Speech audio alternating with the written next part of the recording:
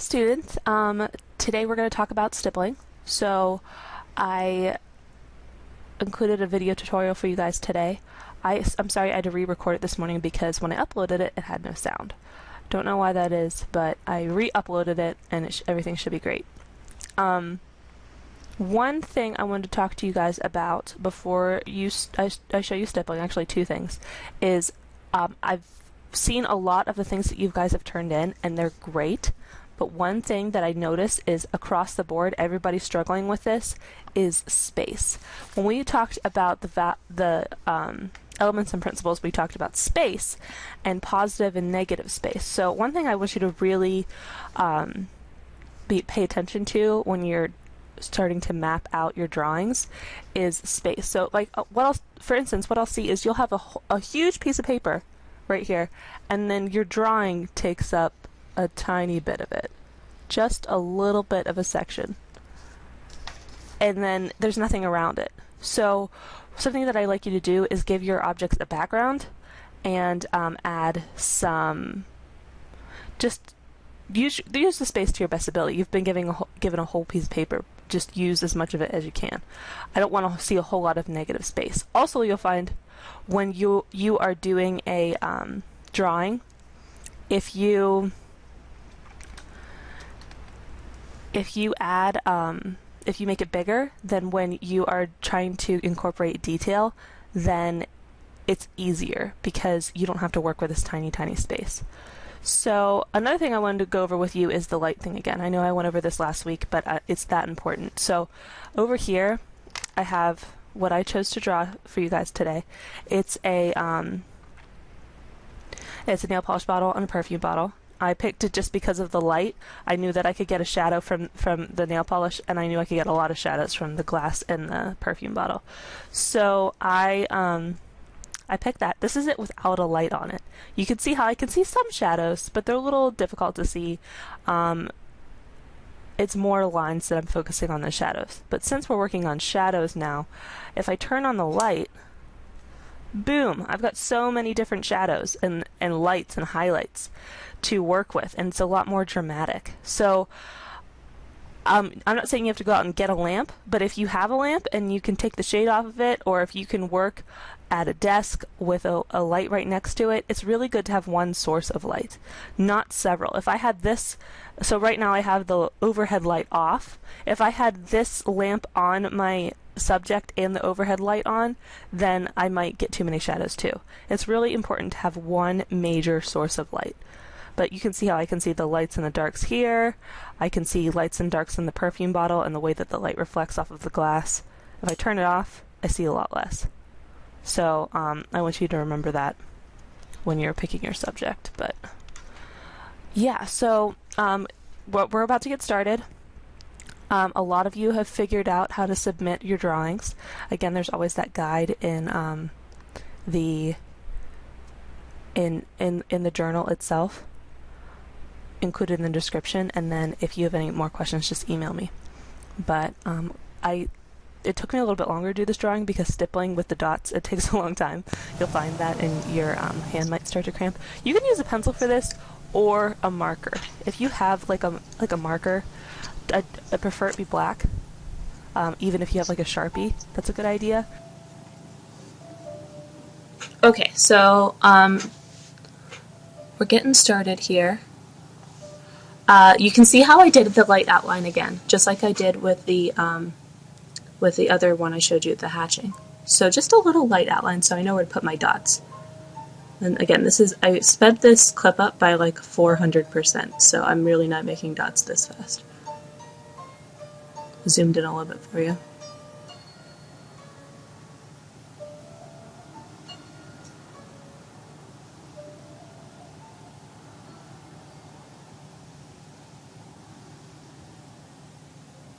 Okay, so I'm seeing some, I think I went first to the most intense highlight that I could find, and that was the metal on the top of the perfume bottle. So there I am, kind of like emphasizing that. Sometimes you can go a little bit crazy when you do stippling, and you can do a dot that's kind of like out in left field. Like I can see, I put a picture for you. I can see like over on the side where I kind of went outside the lines. You can kind of see where I'm drawing. I think I'm working, and then I noticed the other shadow I had, which was right below the perfume bottle. So I'm working on that one right now.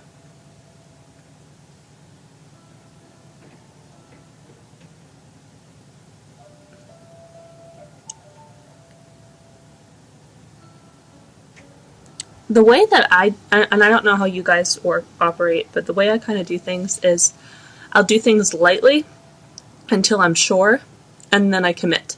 So I think that's a good policy. You kind of just go over, I kind of put dots a little bit everywhere, and then I can always add, but I can't always take away. So kind of like a light dusting of the dots. And then when I'm sure where I want to make my my shadows, then I add more. Again, if you are watching this right now, maybe it's a good idea if you pause and go get your paper and work with me. Even if it's just to sketch what I'm sketching, and then you pick your own thing later. Sometimes it's really good to learn by doing, so if you can do that right now, then please do so. Wait, there I am trying to do the label. I chose not to do the words on this just because it's stippling, and that would take me forever and a day. And, you know, I don't think it's really important to my picture. If I was advertising this kind of perfume, then sure.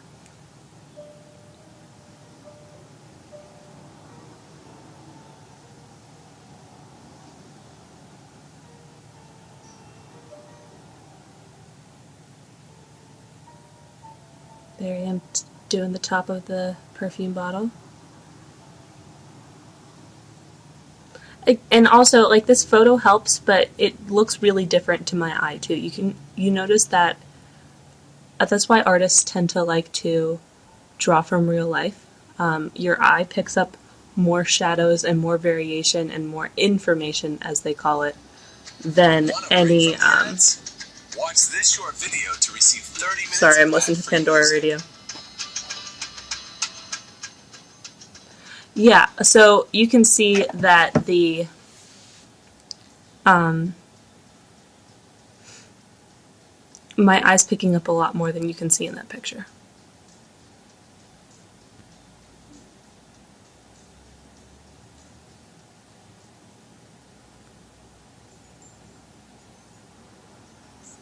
So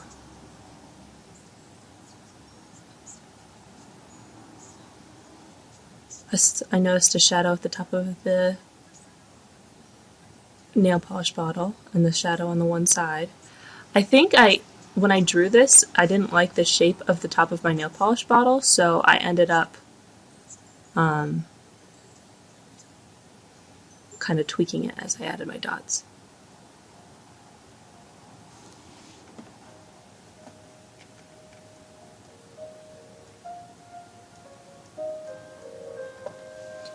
Okay.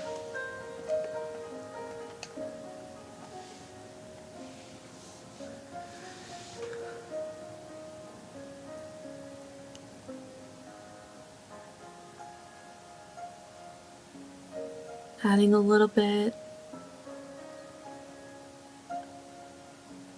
There's such a thing in art as like it's a mid-tone. So I tend to like to cover things in like a middle color. See how I'm adding a little bit more volume because I didn't like the shape of my nail polish bottle. You kind of add a middle volume, and then or middle color, and then you can add some darks and then erase for some lights. There we go. See, I tweaked the shape a little bit. I still think that maybe the top could have been longer now looking at it, but that's okay. Remember, we're not striving for photo perfection here, just as long as we get the right idea.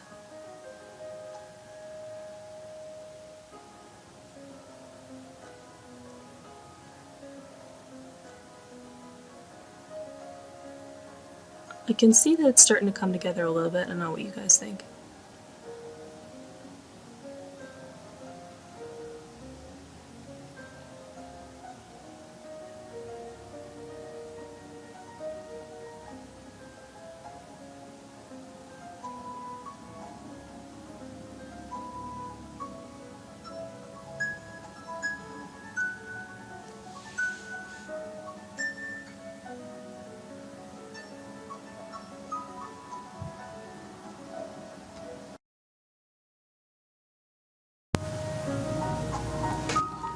So, sorry guys, I jumped ahead just a little bit. The videos can only be so long, so you can see how I added kind of like a background, just a light dusting of dots.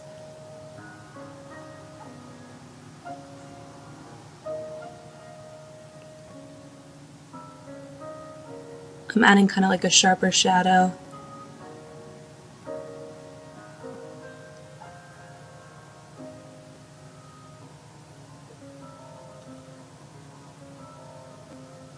And then I kind of noticed that I can't really see the bottom of my nail polish bottle. It kind of blends in with the shadow, so I'm adding a little bit, you know, maybe a harsher shadow than there really is, so you can see the definition.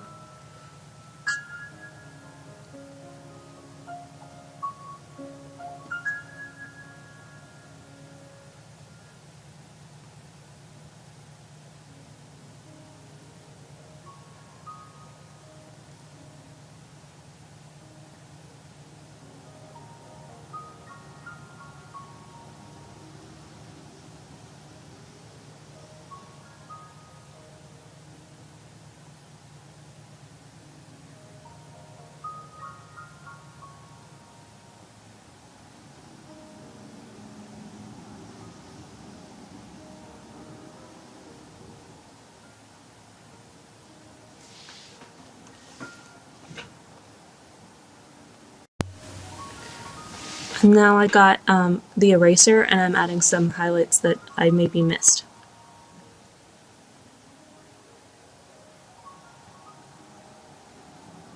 Especially, like, see the highlight in the bottom of the nail polish bottle? I'm about to get that.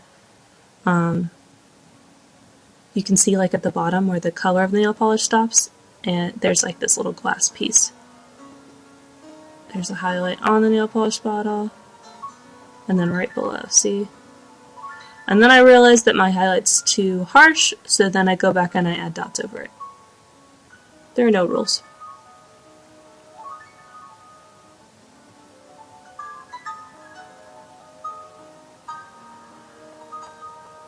And I added a few more shadows, and I'm almost done.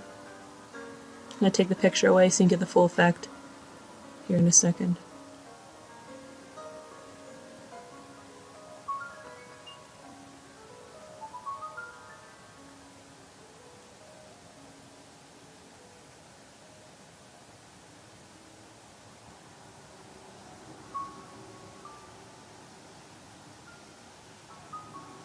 And there you go.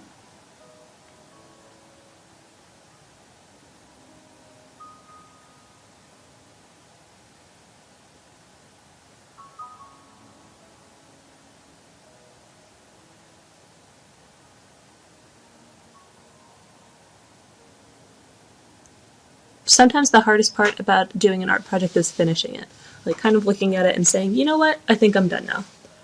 And accepting it for what it is. So right now you can see Miss Lucas is struggling with that. I'm kind of like, oh, there's just a few more things maybe I could add, or maybe I could get this shadow a little bit better. But I chose to stop right now. So then I signed it, and I dated it, and now I'm done.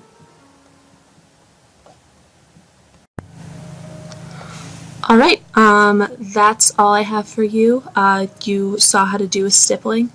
I hope that you pick a good object, pick something that has good light, something that has good shadows, and remember to have one source of light on it, kind of close to the object that creates more shadows and highlights for you. So yeah, have fun, and it's due the day before Thanksgiving break, or by Thanksgiving break.